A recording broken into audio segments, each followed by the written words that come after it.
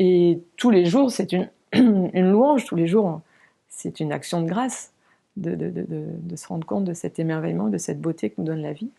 Et à travers les pierres, pour ce qui me touche particulièrement, c'est cette, on va dire, ce contraste, exactement pareil, entre un extérieur qui est brut, qui paraît comme ça anodin, qui n'a pas de...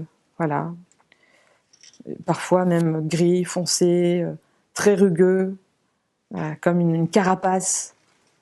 Et souvent, je l'associe à la carapace de l'homme, toute notre humanité qui se forge une énorme carapace et, à l'état brut.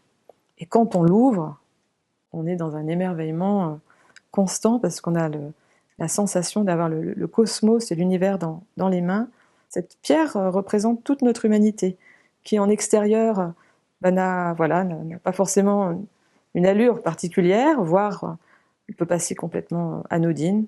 Et à l'intérieur, elle réfléchit des cristaux, mais qui ne peuvent prendre leur véritable valeur que par la lumière.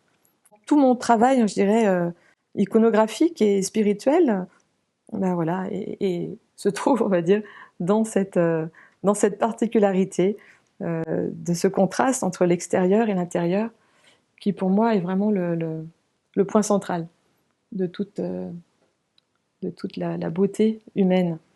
Voilà. De pouvoir être attentif à toute cette beauté humaine que l'on trouve dans la nature et dans l'homme.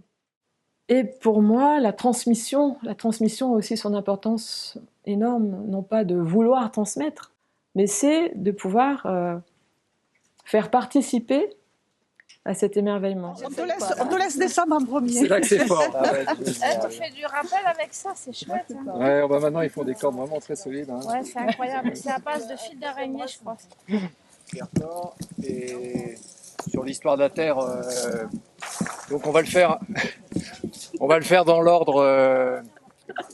On va zoomer, c'est-à-dire qu'on va partir d'abord de l'histoire générale de la Terre, de la vie sur Terre notamment, et puis on va arriver après sur le paysage qu'on a sous les yeux.